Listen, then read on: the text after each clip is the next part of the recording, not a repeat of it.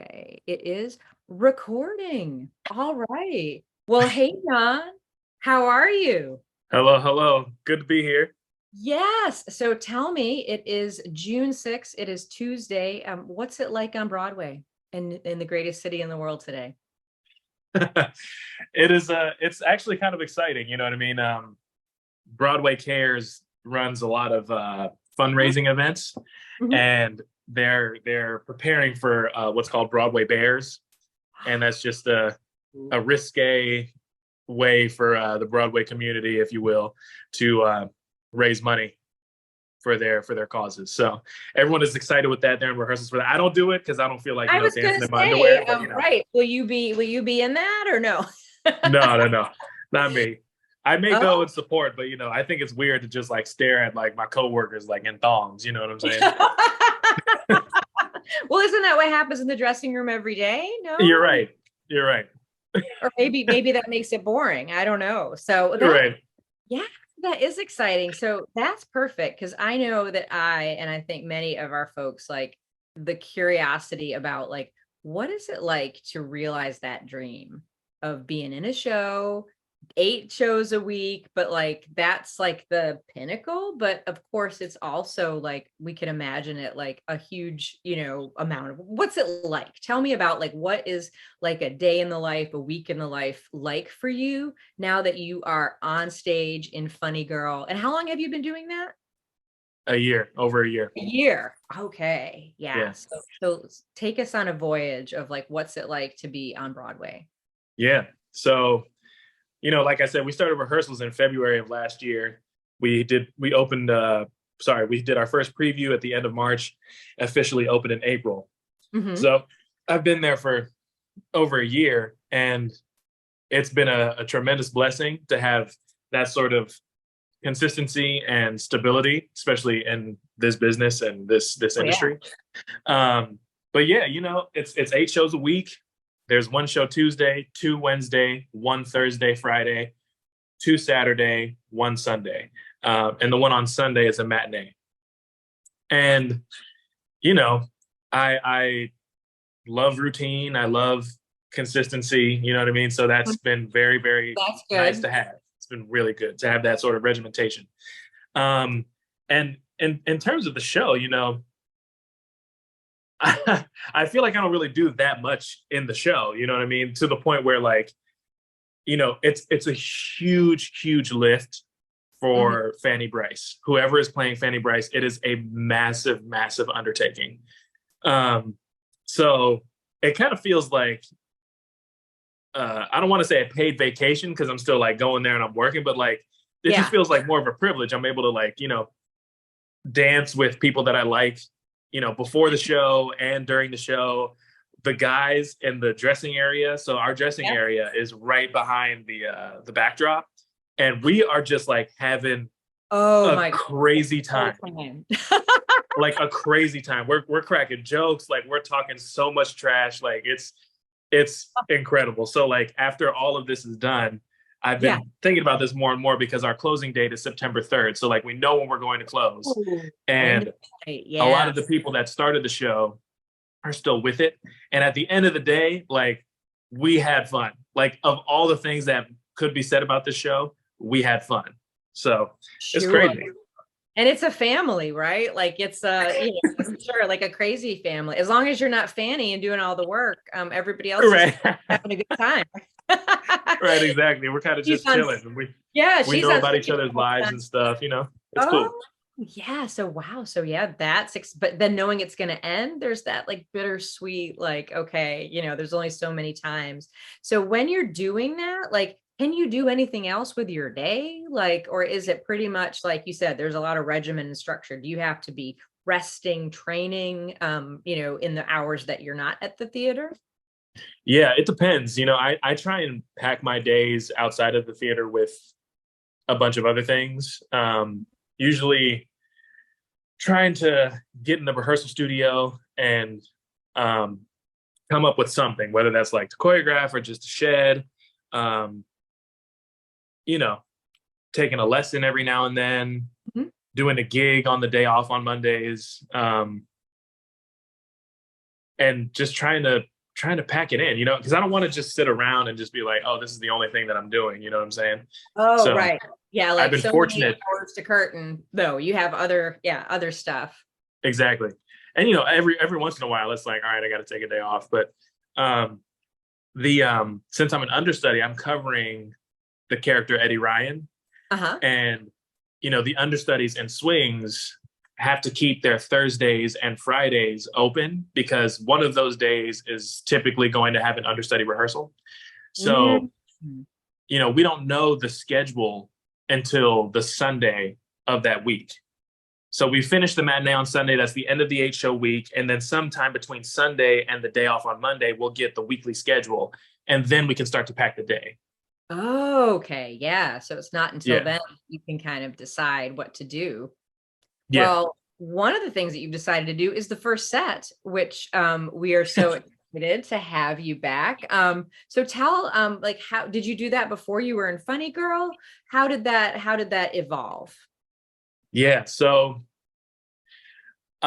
this it was kind of a version of a show that I did. I did my first. It's weird to call it a one-man show because I'm with my people, either a trio or a quartet, but Mhm. people understand what I mean when I say that. So I did my first show of that sort in summer of 2021 at the Delaware Theater Company in Wilmington. And I did a show there with my mentor years ago. It was called Tapping Through Life. And after coming out of COVID, they were doing these outdoor concert series because that's all that anyone could do. We weren't allowed Oh, to, sure. have Yeah. shows in theaters. So they invited me to do that show. And I was just like, yeah, sure, I'll do it. I hit up my friend, Luther Allison, who's a wonderful pianist. Oh, yeah. And he got some other guys together and we did that show there. Then we did another version of it in Virginia. And that was also great. So then I knew I was going to do Funny Girl. I Mm. think I had gotten the offer in like September or October. So around December of 2021, I went to Jim Caruso at Birdland. And I had been at Birdland multiple times and I had done a couple of shows there with my friend Luke Hickey. And like I know Jim and I like Jim and, we're cool. So I Yeah. said, I would love to do a show here. And he was like, yeah, absolutely. So I did that one for the first time there. And I had the great fortune of doing the first set at Birdland. And then I did different shows. I did one at Little Island and then one at Dizzy's, which is another wonderful jazz club up here. It's part of Jazz at Lincoln Center. It's a wonderful institution. And that Ooh. was the shows I did last year. So this specific set is going to have some tweaks, but it's more or less, literally the first set that I did in New York City. I was gonna say, is that why you call it the first set? Like that was the I'm not very creative. I was gonna say I was looking for something. Okay, is that the first set? And for the people that don't know, like Birdland, these are like iconic jazz venues. Like these are places, right, that people know for music, but Yeah. not necessarily dance. I mean, does dance sometimes get in there, or was this kind of like a little something different? Yeah. So dance, it has been in there, but I wouldn't say like the main thing is jazz. The main thing is for the music. Sure. But jazz and tap, they belong together. And there have been dancers in both of those venues for a while, depending on the era or what the show was. Like as I said, my friend Luke Hickey, he was Yeah. the one that did the first tap show that I remember seeing at Birdland, which I was a part of. But I know other tap dancers have been there too. And Dizzy's, there's this woman named Michaela Lerman who's been at Dizzy's for years. You know what I mean? And of course, they both have their sessions, their kind of open mic nights. So you can go in and sit in with the band if you want to. That's actually what I was doing at Birdland for many years prior to doing this show there. Yeah. So does it start with like when you were creating it, did you start with that piece of music and then choreograph from there? Or did you kind of do that organically with different pieces? Like how did that come about? I'm glad you brought that up. So it's all improvised. Like the dancing that I'm doing is all improvised, Ooh. which is, that's really common. But it started off by, just putting together a playlist of songs that I really enjoyed. Mhm. And then once you get it to that point, you can start to edit it down and shift things around and find out what the pacing of it should be. And then once you're in the room with the musicians, you can talk about transitions. So it's Oh, flirting between like just a straight up concert and I guess more of like a theater piece, because I didn't want it to be too cabaret in the sense that like I'm going to tell a story, then I'm going to sing a song, and then tell another story and sing a right. song. I kind of wanted an introduction, some talking, and then we're just going to have music and dance throughout. And the musicians will improvise, I'll improvise, we'll have our moments together, and that's just how it came about. I love that. And I love the phrase like flirting with because it's never going to be the same twice when you, Exactly. which is the brilliance of any live theater, is really never the same twice. Even if you're striving to do it the same way twice, of course, it's always right. Something's going to happen and the audience is going to be different. But I love how that's like embraced and that's right in the center of what you're going to be doing. So I've had people ask me, they're like, well, what is this thing that you want us to go to? It sounds cool, but like, is it a concert? Is it a dance thing? Is it what is it? And it's like, no, it's both. Yeah. But, I love that it's not, it's different probably from what people have seen before when they think of coming to see a cabaret or a, ballet performance, right? Where we are very Right. structured and following coloring within all the lines. So Yeah, it's funny because when I've done it, I remember speaking to people about it and I was just like, no, it's this. Like, it's really not that difficult to wrap your head around. But yeah, I guess because, that's because it's coming out of my head, if you will. And I'm not the right. first person to do anything of the sort. So I'm not like, a super pioneer. There are people that have done these types of things all the Mhm. time. And like my mentor, Maurice Hines, I spent many Yeah. years working with him doing what was more or less a cabaret show that he was doing, but he was like also dancing in it too. So like, it's been done before. I'm not saying that I'm the first person to do it. However, even so, whenever I explain it to people for whatever reason they don't understand until they see it, and then they're like, And they "Oh, get it. I get it." Yes. So we need to get in there and see it, like, and experience it, right? And of course, Maurice Hines, like, super iconic. I'm sure. Like, how did you guys get connected? Little sidebar. Like, how did your lives cross? Yeah, so when I had just turned 17, I was a senior in high school, and my brother's best friend's mom saw an Uh-huh. ad in the paper that Maurice was teaching an open class at a performing arts high school in DC, which is where I'm from.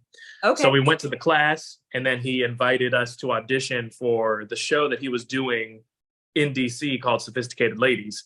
We Oh. auditioned for that, we got linked, and then we were working together from then until he retired 10 years later. So what an amazing foundation for you, right? To like start with that and then, go from there. And you've been to Amelia Island before, right? How many times have you been to the dance festival? It was the last 2 times? I think three. 3 times. Three Three. times. But what you did there sounds different from now, right? Like Yeah. yeah. So what are your kind of like memories of like being here before and the pieces that you did? Because I think you did some actual and then you did one where we were COVIDing it still a little bit, right? We were live, right? Like Yeah. what do you remember about those and like being here on the island? Yeah. So first of all, I love Amelia Island. Like I love it so much. It's funny because like my people that I'm close with, like they know what I'm talking Uh-huh. about because I've spoken about it so much. Oh, well, thank Um, you. Yeah. so yeah, I love coming down there. But I would say that the main difference is one, I'm with live musicians. So that's going to Oh, change the yeah. entire dynamic of what we can do and the Mhm. interactions that we're having on stage. So it's not just like me presenting to the audience that's there.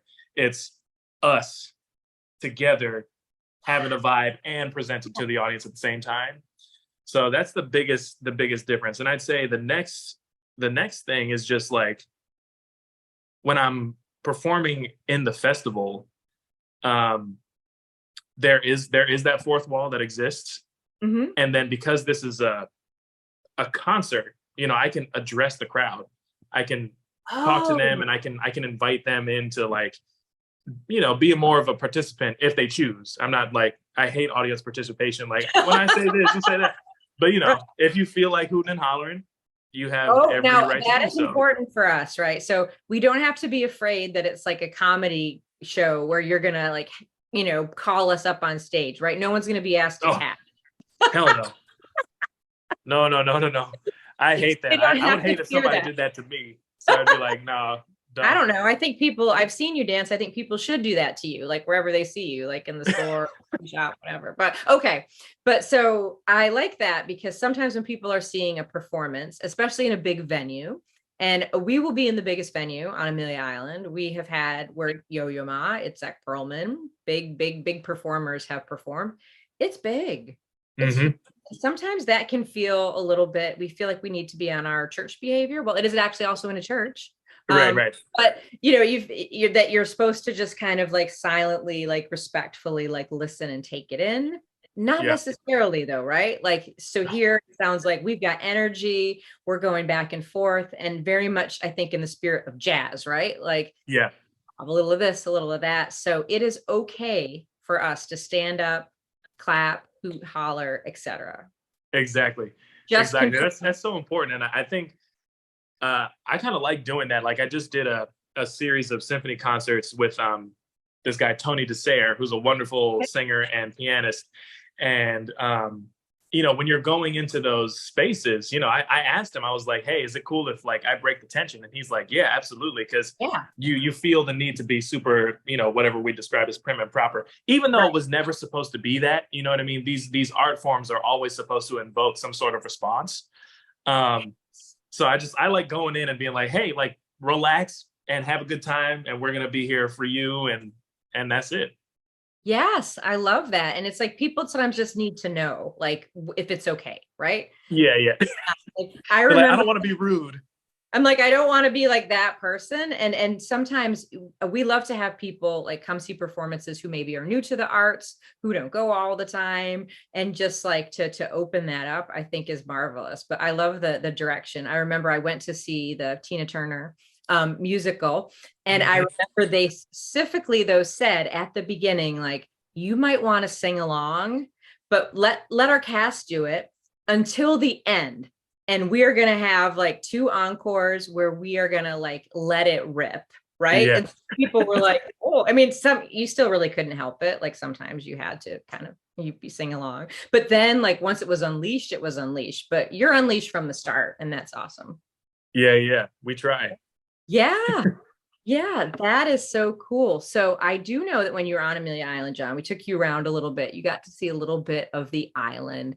Do you have any, like, you're not going to be here for very long, of course, because you're very busy and we're just stealing you away. But are there things on the island that you are looking to like visit, experience, drink, while you're here, while you're back with us? I it's funny that you say that. I don't drink, but I do eat, and I love sweets. So I want to get to that fudge place. I forget what it's called. Oh yeah, There's fantastic. Yep. Yeah, yeah. You know what's so funny? The last time I was there, I don't think I had a suitcase. I think I just had a carry-on or something. Uh-huh. Yeah. And I'm like, I'm taking this through security, and like in my bag was a whole bunch of fudge. And they stopped it at security and they pulled it out. And as soon as the woman from TSA like pulled out the box, she was just like, fudge. And I was like, Yeah. yeah. Did she want to take some? Was she like, let me just see if this is real? Thank Yep. goodness she did not. Oh my gosh, I love it. I'm like, don't seize that. That's good. Yes. Oh my gosh, we have that. We've got some ice cream sandwiches we've got all of those things. Yeah. All of those things are waiting for you. And we're like super excited to have you to come on, like aside from the dance festival, which is amazing. We bring that community together, which is Yeah. still to be at ACT in September. Coming back as usual. But this, I think you're gonna see, like, it's summertime. Not surprisingly, a lot of people are here. I hope the island isn't like sinking, like while you're here. A lot of people are here, like vacationing and having fun.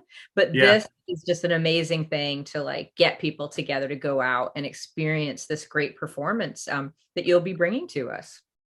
Yeah. I'm excited. I've never been to the island in summer. So this is going to be a Ooh, totally different experience. hang on. Yeah. Whoa, watch out. Yeah. Yeah. Yeah, we'll have to get you at least like close to, in the ocean, like while Yeah, you're for sure. right. Even if it's for 2 seconds, I just run, jump in. All right, let's go I do mean, the show. that might be all we have, but we'll do like a ceremonial dip, and then we'll be back out to the stage. So for the people that are like our newer folks to this, like what is it that you wish people knew about tap dancing that they maybe just don't get? When you say that to people, like what do you wish they knew? Yeah, I would say, the the form is the bridge between music and dance. Hmm. Um, unlike any other style of dance, right? So it's unique in that capacity. Um, and you could just as easily close your eyes and enjoy the performance because it's music, and you can just as easily like plug your ears and You're look going to at be what's going on. hearing the tapping and the orchestra or the ensemble. Exactly, Oh, exactly. yeah. Or you could plug your ears and then just watch what's going on. So as I said, tap dance is the bridge between the two. And the thing that I like about performing this show in these types of spaces is that's really, really on display. Because sometimes I'll sit back with the band and I'll either comp the rest of the band while someone else takes a solo, Hmm. or I'll just sit down. Like a lot of horn players, they'll play the head of the tune, they'll play their solo, and then they'll just sit down and let the other members of the band Oh, solo. so it's very like a give and take, like here's a little, here's a little. Yeah. Exactly. So, it's just a totally different vibe. And I Yeah. like that a lot. I love it. And that energy, like Susie and I have been like, we were talking about it and we were like, yeah, if you see this, like you're going to be engaged, like you are going to have fun. You're not going to be like detached from what's happening. Like, even if you've never been to any one of these, type of things before. And I think Yeah. that's a wonderful way to explain it. Like it is music and dance, but together in a very, very different, but, natural way. Yeah. It's when I think when people think of concert dance, if you will, or when they think of whatever they envision as high art, it seems inaccessible just because, like, as you said, they don't know how they're supposed to behave in the space, or they don't know what they're looking at. So they don't recognize like the difficulty or the prestige of whatever it is they're watching, whatever it is that's going through Right. their mind. But the thing that I love about tap dance is it breaks down all of that. It is super accessible because everyone can envision what it's like to, make music with your feet. But then you also like, what it looks like for people to move, and what things sound like. And it's very accessible without being, you know, condescending. Mm-hmm. Right. Yeah, very accessible and open. And I think that one way to really appreciate it, of course, with any art form or sport or anything, is to do it yourself or at least Yeah. try, right? Like if you Yeah. have tried it and like you helped us, you did a great workshop. That's part of what we do at the dance festival, right? Giving people a chance to just try it, to do it. And if you remember, you gave me a really good example of someone who tried dance, who was not known for dance, that I would love if you could reference, especially since it's NBA time. People, do you remember? You said this to my basketball loving son, and he has never forgotten it. Yeah. You talking about Kobe? Yes, yes. Yeah. There's footage of him saying this. You know what I mean? He's saying that his ankles were weak, and he's like, yeah. So somebody told him to take a tap dance class, and he was like, tap dance. So then he took it, and he was able to have however many years after that. To do it, right? So it's not like, people have this narrow view, like what they could do, and narrow view, like if you do it, not everyone's going to pursue it as a career and do what you're doing and make it, their profession, their life. So what? Like if you Right. do it, you have that experience. And I when we're trying to get people into these little workshops and stuff that we have, we're always like, if nothing else, you're going to be a better audience member. Like you're going to enjoy it in a whole different way because you are going to look at that and go, oh my, whoa, Right. that's what it feels like to do that, or oh, that's really hard, or that's really, you just like can embrace it a little more. So Yeah. And what's the alternative? The alternative to not trying that new thing is just sitting down. right, like what do you have to Like, why not? What the hell? You know what I'm saying? I always struggle with that because people will try things like sporty things and they're like, oh yeah, I'll just go like play the frisbee, run around. But I'm like, okay, well, you want to try this like dance class? It's like, oh no. Like this isn't a Broadway audition. Yeah, exactly. But And yeah, nobody's looking at you. I think that may be part of it too. Like in a sport, you feel like you're, like I would say combative with the people around you, I guess. But oh here, it's just like no one is watching you because they're all focused on themselves trying to, get the yes. steps. It's not that deep. No, it's not. When I do a class and there's new people in there, they're like, oh, I can't. I'm like, I'm not looking at you at all. Yeah. No one. Like, in my head, I'm running like a music video that I'm in.